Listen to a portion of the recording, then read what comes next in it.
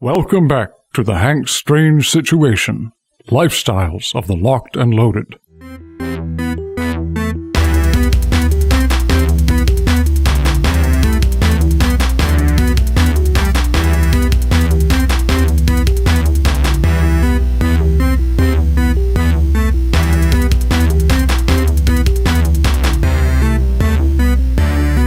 Hey guys, welcome back to the channel. We are here in Hastings with Sam Andrew. Yeah, not far from St. Augustine. About 12 miles. Yeah, at the new shop. I'm sure you guys, I've been getting comments. Guys are like, oh, when are you going to do a video with Sam Andrews? Here we are. Finally. Yes. So we'll do a few videos here. They'll be shorter than you guys are used to, but you know, we'll get some good content out to you guys through this. What do you want to cover today, Sam? Well, you and I had previously spoken about many of the exotic skins that we work with. Yeah.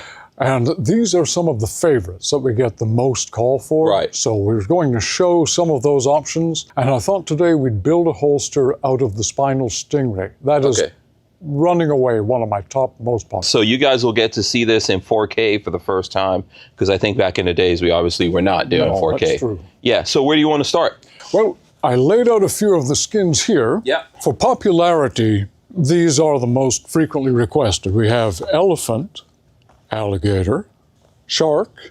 Oh, this is shark. Okay, is shark. I would not have guessed that. And there are actually two stingrays. There's the giant ray, which has the diamond in the middle. And then there's the spinal stingray, which has the row of the white dots, or they call them pearls, running down the center. These animals have like armor. They are bones. Oh, this is bone that we're looking knobs at. of calcium as their outer protection. And so working with this is a bit different from working with any regular hide. You can work these skins just like cowhide leather. Same process, same tools. Stingray is in a league of its own. Okay, so that's why we're going to take a look at some of the differences. The elephant is one of the toughest skins. You can't scratch it. Right, but it has a very nice... It's a nice feel. It feels cool too. It's flexible, but the tensile strength is amazing. Alligator. Why is alligator? Because this is probably the most popular, right? This is probably the most easily recognized of all the exotic skins. And people have been seeing, purses, boots, belts, everything made of gator for years. And so it's very classy for holsters. Okay, so classy. Yeah. Okay. Then shark.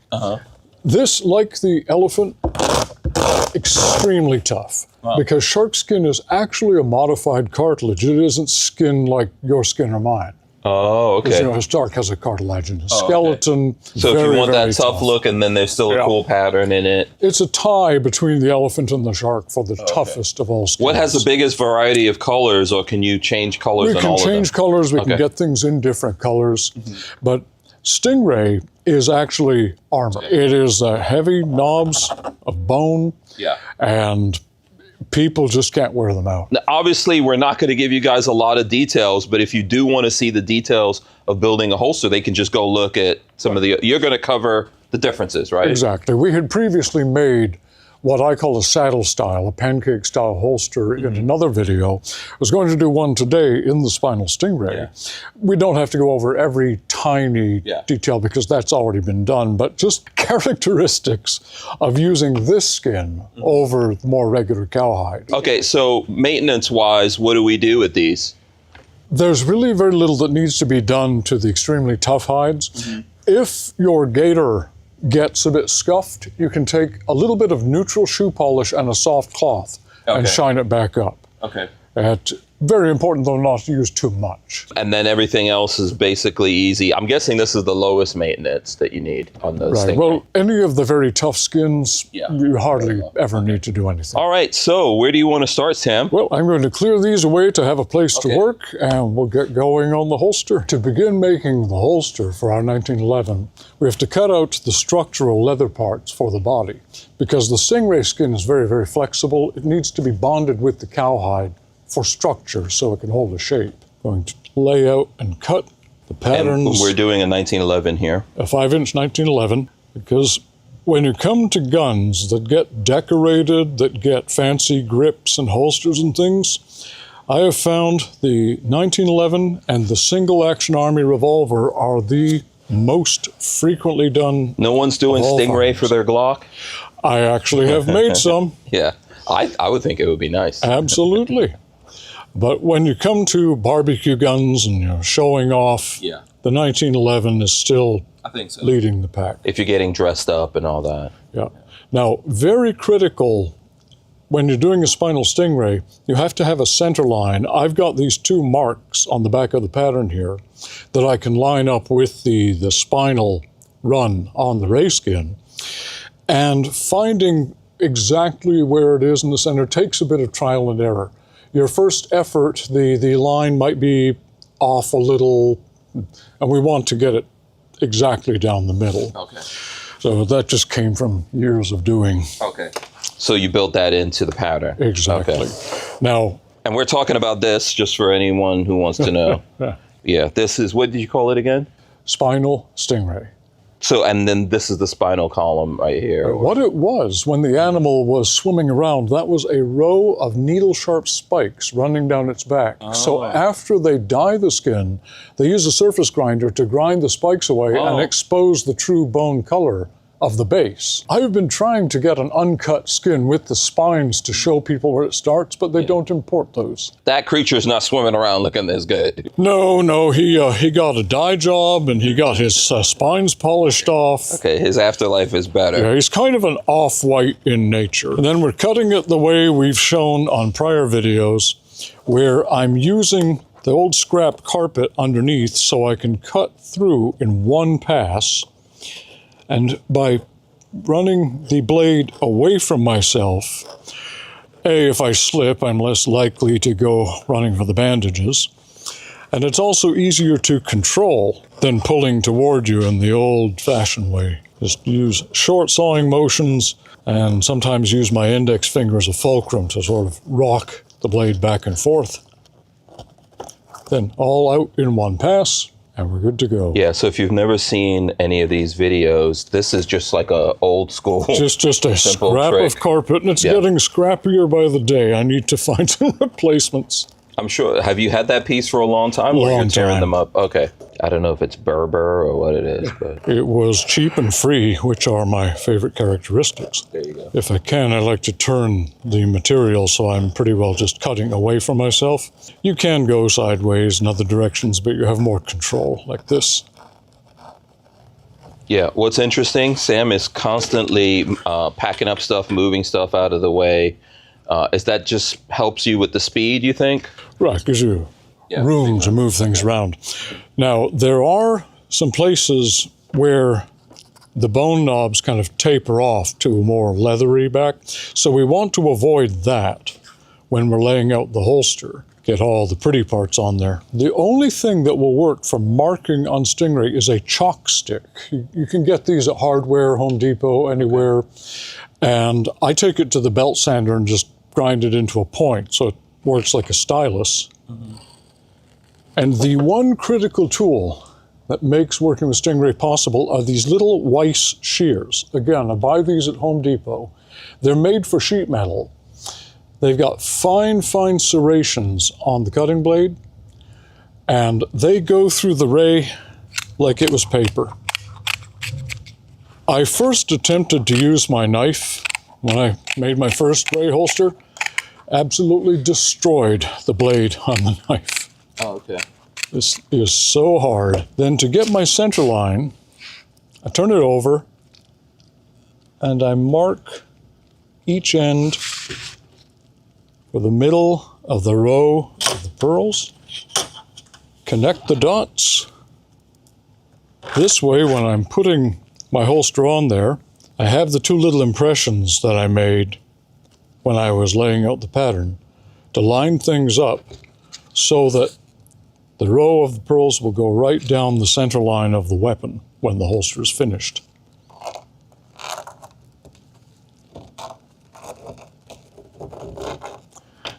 Trace it around to give myself a little guidance. And now we'll glue the ray to the body shell and glue the lining in for the back part.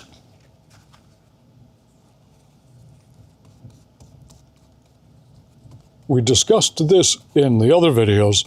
This is barge cement that I use to glue things together. It's from the shoe industry. This is what holds the soles on your sneakers. Very, very, very strong, but made with chemicals you don't want to be breathing, so have a lot of good ventilation if you're using barge. Let that set a minute to get tacky. I noticed there's a digital marking on these now. Well, the hides are all marked for their square footage. They put it on the back. Okay. And sometimes you'll see it, sometimes not. Since it's being glued to the inside, I don't think anybody will notice. Oh yeah, I could smell that stuff. Yeah, you wouldn't want to make a long-term habit of breathing it.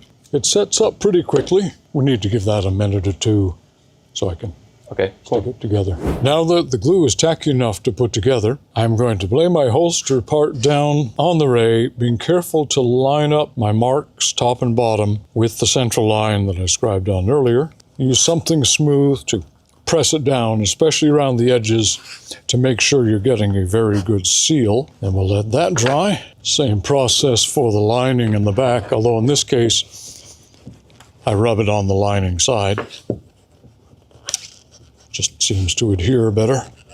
For trimming the leather lining, I like to use the longer, pointier knife. Gives you a bit more control in the corners and curves. I use the weight to keep it in place, and then just follow the edge, making sure my fingers are out of the way on the other side, although we always keep a copious supply of Band-Aids in the shop. For the ray itself, this is where the little Weiss shears come in again. They make very easy work of trimming off all along the edge of your leather. It isn't totally perfectly in line, so I'll take it to the belt sander afterward and true things up before stitching. But there's 3 things you'll absolutely need to work ray. That's the Weiss shears, a belt sander, and a Dremel tool.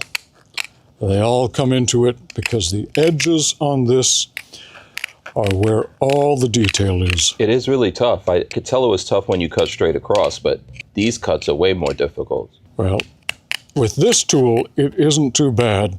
In the beginning, I was just using some regular tin snips, which were not only inexact, but, oh, I sweated. Oh, really? But you can tell. Yeah, I mean, no, this is a tough hide, yeah. Oh, yes. Wow, okay. It's got a bit of stiffness to it. Yeah, yeah. And then there's that very hard surface. Yeah. To get the edges straight and aligned, you need a belt sander.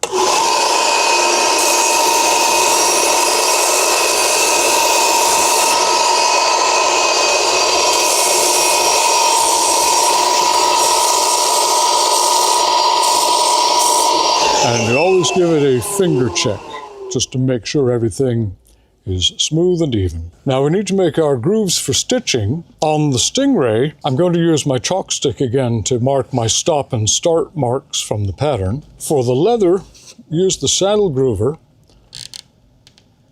to make the channel in which the stitches will run.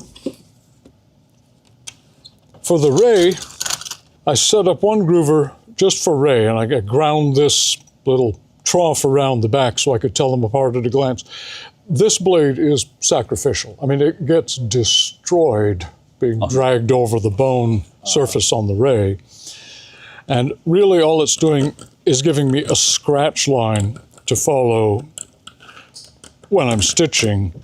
Wow. Because it isn't really possible to groove down into the bone surface of the ray. My old stitcher is a Landis 16. This machine's past 100 years old. There's no modern machines that can do the same stitching. Where a needle is normally on a sewing machine, this is an awl with a chisel point.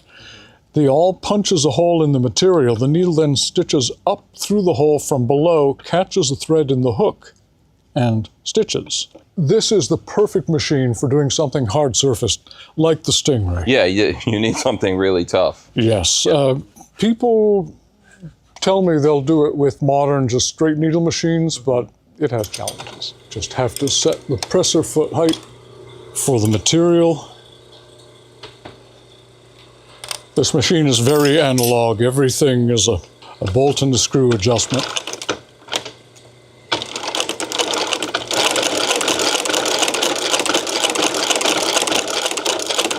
So no one's making machines this tough anymore. Well, these machines were made for the saddlery industry back in the day when horses were still common transportation. There haven't been any of these made since before the Great Depression because cars came in, horses went out. Not a need for a big saddle industry. Fortunately, there's still a lot of these machines around and they are so tough, they just don't wear out. Yeah, another 100 years from now, some dude will be, will be talking about it. The grandkids can use it. Yeah. Well, now I have to change my thread because black material needs black stitching, otherwise it would look a little bit odd.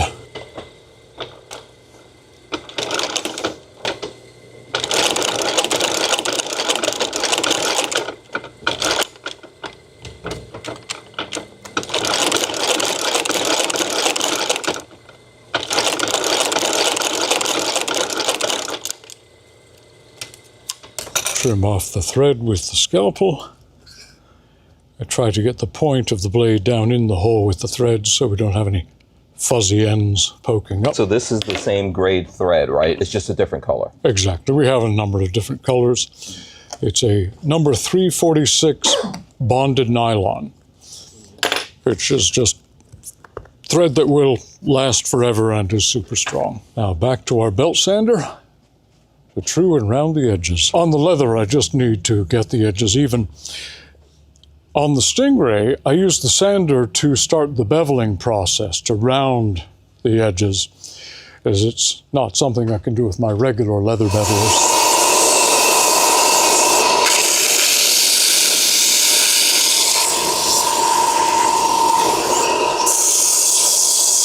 Now the belt sander has done 80% of the rounding and shaping, but to get the real fine finish, I'm going to use a Dremel tool with a stone. I use this triangular stone for the Dremel as it gets into tight corners and gives me a good deal of control.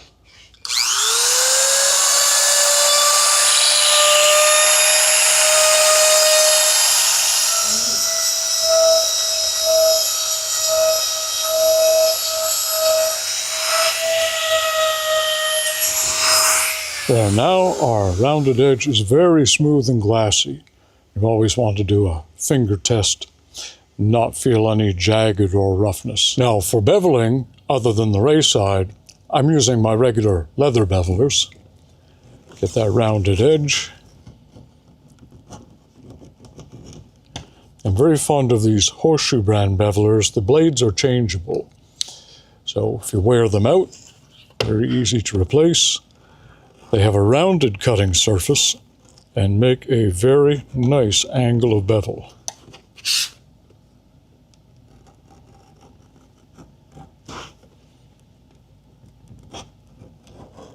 Once beveled, we'll take them to the slicking bar, smooth out the edges, same way we do with cowhide, and get them all nice and glassy.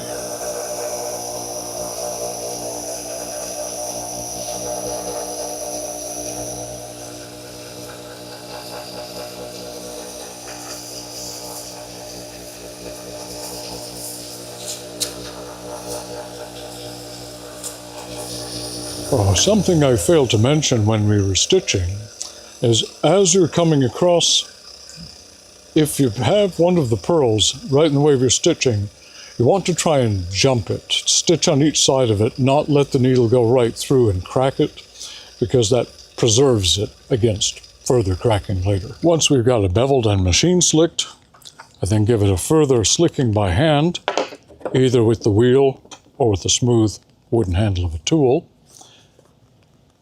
Get that really nice hard glassy edge on there.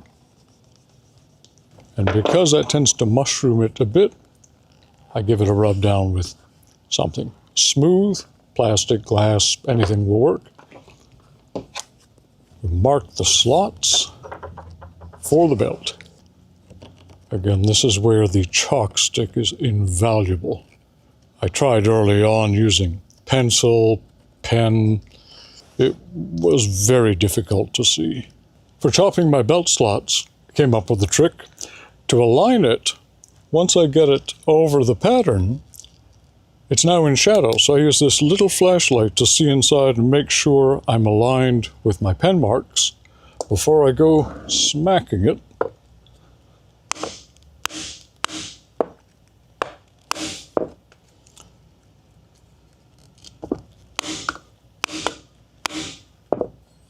It's especially important on the ray because trying to see marks on the black surface in shadow gets a little bit tricky.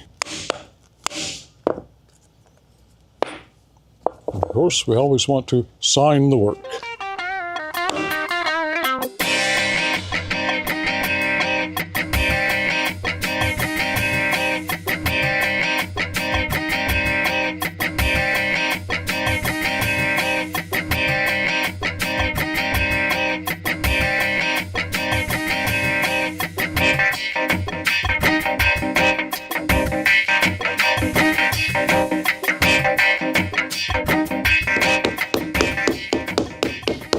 When you're helping the glue set, it's very important to use a rubber mallet or leather, something that won't mar the ray. I would stay away from steel tools.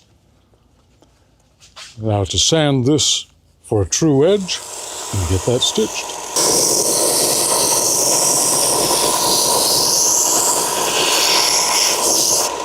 So just quickly here with the machine, Sam, for the folks who are like looking at this and they do their own stuff, what kind of machines are they using? Do you know? Are they going by hand? What are they? Going by hand would be a special kind of torment. Right. On stingray. Yeah. But the cowboy machines, the Cobra machines, they're usually cylinder arm machines, and they're strong enough to go through the thickness. But they complain that sometimes the needles want to dance a little on the pebbly surface. It's harder for them to keep a straight row. Yeah, they kind of deflect when they hit exactly. that. Yeah. So just like a predator would of this. Yeah. Okay. Got it. That's Very why cool. having the chisel point at all, making the hole, Makes a big difference. oh, it is so much easier.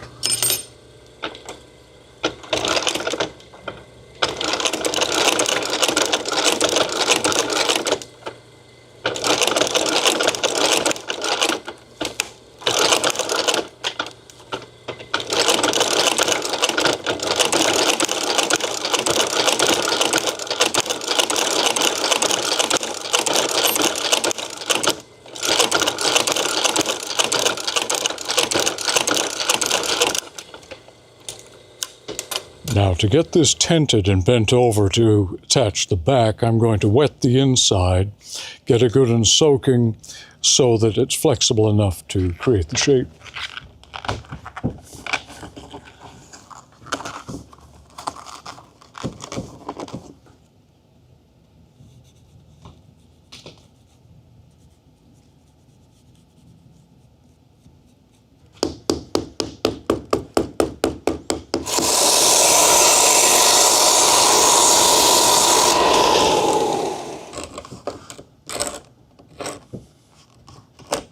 To mark the stitching, I made a little template and I sharpened up my chalk stick so we'll get a finer line to follow.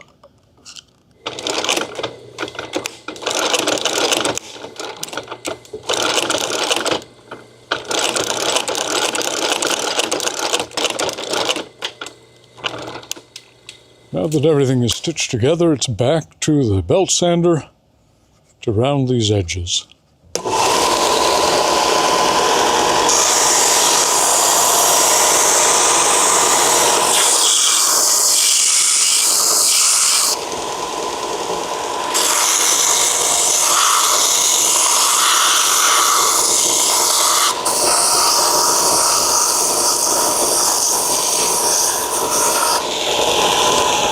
That's done a good 80% of it. Now to use the Dremel and the stone to get that fine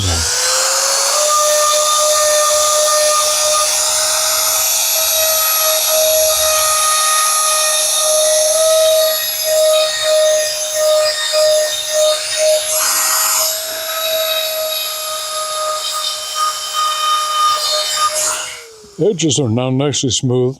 But we have this rather ragged edge around the belt slots, and we don't want to leave that there to scar the belt going in and out. So I'm going to give it a little grind around there.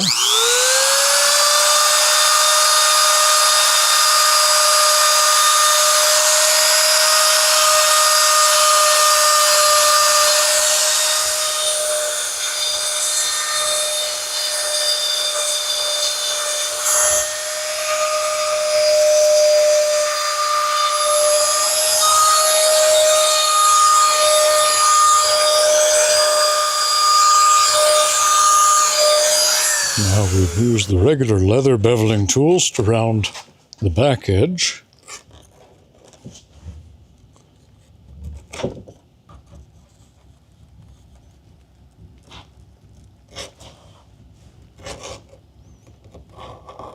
Back to the slicking bar, and we'll be ready for molding.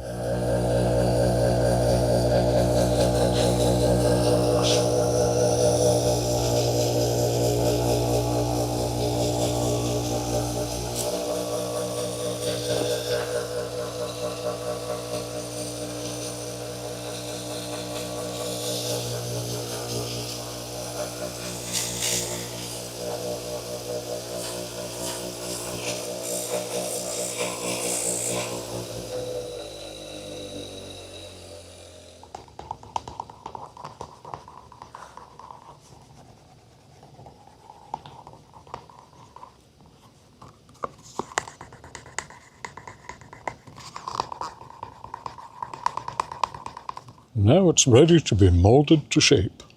In order to mold to the weapon, you have to have a dummy of the actual weapon. You can use the real gun, but that is hard on their finish. I love these cast aluminum dummies. They're the best ever. Unfortunately, the company went out of business a couple of years ago, so I'm hoarding the ones that I have. I have the water warm, not hot. You can still put a finger in it, but warm water penetrates better. I place the holster in gently so it floats on the top, letting the front, the Stingray side, get really good and limber. Once that's been in there for a minute, I'll dunk the rest of it. Place the weapon in.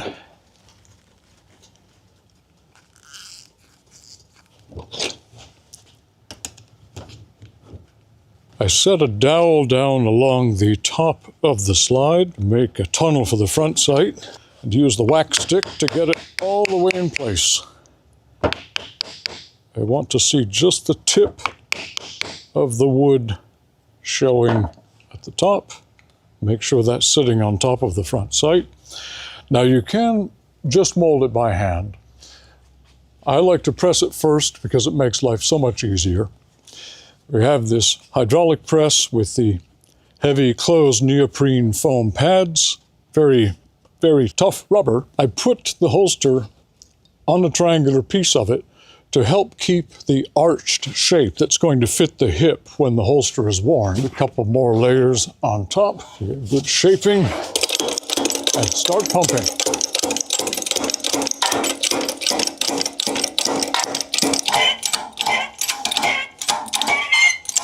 I leave it in there for about 5 minutes, really get a good press into the shape before I do the hand molding.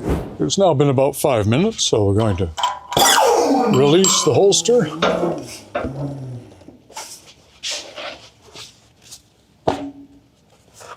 The pressing has done about 80% of the shaping, but now we're going to hand bone it to get that exact detail look. Another dip in the water to keep things limber. I'll start on the back, on the leather side, follow the lines of the weapon.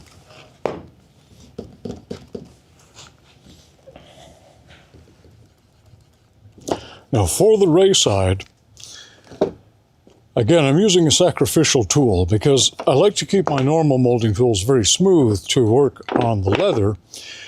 This eats up tools. So I keep this one, which can get all rough and gnarly, but it's for ray only.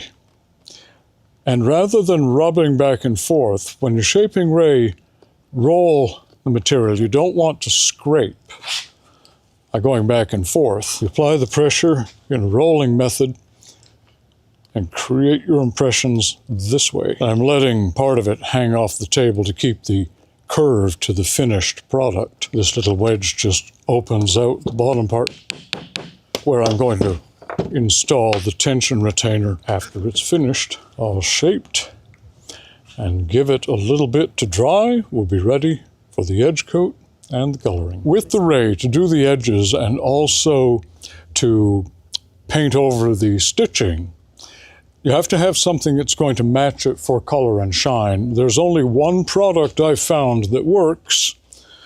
I get this from Weaver Leather. It's the black tough coat, which is made for edges, and it is a perfect match for the ray. So this stuff is what I use always. It's tough, it's good, it's easy to apply. I first use it with my dauber just to do the edges the way I normally would edge coating any holster.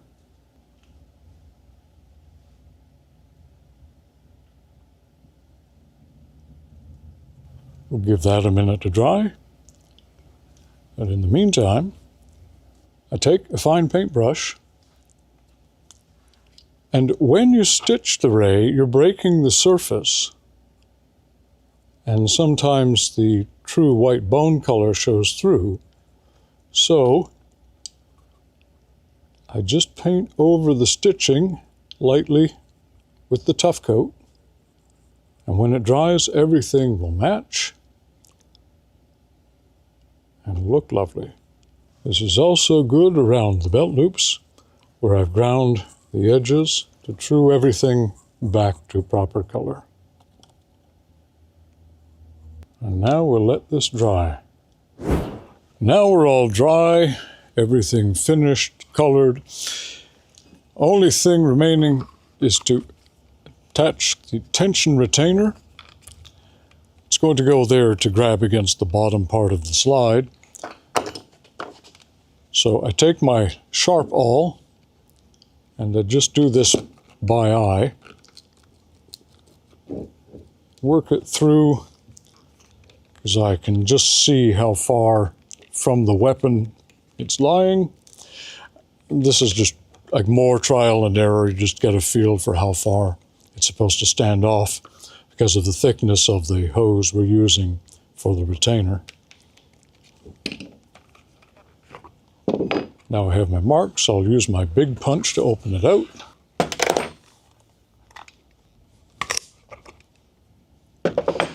Use the open back screw post for the interior, 1/4 inch screw post drill through. The best material I've ever found for a tension retainer is fuel line. It's fiber reinforced, it's tough, it's very easy to work with. Use this awl to line everything up. Get my finish washer and screw in there. This allows you to tighten or loosen for the hold you want for the weapon. Be able to draw easily, but the gun hold in place when you want it to stay. All right, so Sam, that was pretty intense. Thank you. Yes, good to see. It's different. Yeah, I know it is. It is very cool as well, because these look beautiful. It's the most popular skin for a reason. Mm-hmm. Do you do any different colors, or is it always just black? Right now, black is what's available. There used to be other colors, but they no longer produce them. And then I guess we can get a look here at, what you actually apply this to, different accessories. But is there anything else, like in this process, if folks are looking at this and maybe they want to do it themselves, they need to know? Or if they want to order from you as well? We pretty well covered what the process is. If you're going to work with Stingray, have the right tools, be patient, and there's a lot of grinding involved. Absolutely, yeah. I don't think Sam got like this overnight. So it took a little bit of practice. Yeah, there's been some loss. Many things got thrown away. Yeah, absolutely. Okay, so walk us through some of the different things you apply it to. Well, of course, holsters are what we primarily make, but of course, along with that, the belts, mag pouches, everything to go with them. And one thing that the Stingray is also really good for is these custom 1911 grips, because that knobby ray really grabs the hand and makes a very solid grip, aside from looking spectacular. Yeah, it gives you traction. Well, that was the classic wrap for a samurai sword handle, was Stingray skin. Oh, it was Stingray. Oh, Yes. very nice. Okay, yeah, especially with the blood. Right, I figured the samurais knew a thing or two. Yes. We can make things in the giant ray, the spinal ray. It all comes out looking beautiful. Tell me about this belt. It's a belt. Right, okay, awesome. How much I'll take it to go. Any of the Stingray belts, unless you've got about a 25-inch waist, it's going to have a splice. It takes 2 Stingray hides to make a belt. Okay. Because they only come in one size. Yeah. And I haven't been that size since about the 8th grade, so yeah. So obviously this is a custom thing that you do for folks looking for a nice belt. This is 1.5 inches wide. That's the most popular size. We can do wider, like 1.75 inches. 1.25 inch dress belt doesn't look so good because you lose most of the black border, so you don't get a lot of contrast. Doable, but not ideal. What is the craziest thing or the coolest thing you've done with Stingray? Firepower rig, maybe? Well, I've done a number of Monarch shoulder holsters. And that's pretty flashy because you've got a lot of surface area. No one has asked for a firepower rig in Ray yet, although never say never. Okay, that could always be a first on Absolutely. here. I'm guessing there's a couple of things we want folks to know. Sam did move, so you have a new address. Same phone number, though, I think, Same right? phone number. We moved a year ago. We're well settled in. Yeah. And it's all online if you guys want to see that, if you Google it. And then they need to call you. So how does someone put in an order? They pick up the telephone and they talk to me. Yeah. Now, The Egyptians used to do this in the older days. I'm old. I'm not changing my ways. Yeah. Me, no text, no nothing. Right. And besides, with custom work, it's just so much easier to speak directly to people. There's things they don't even know they should be telling me. Details need to get right. So yeah, I've seen you've got some letters around here, but I see those are also highlighted, which tells me you wound up having to call people and figure out exactly what. Of course. Yeah. You know, sometimes it takes a few back and forth to get things just right. Very cool. So thanks for taking the time to do this, Sam. It's my pleasure entirely. I know people out there appreciate it.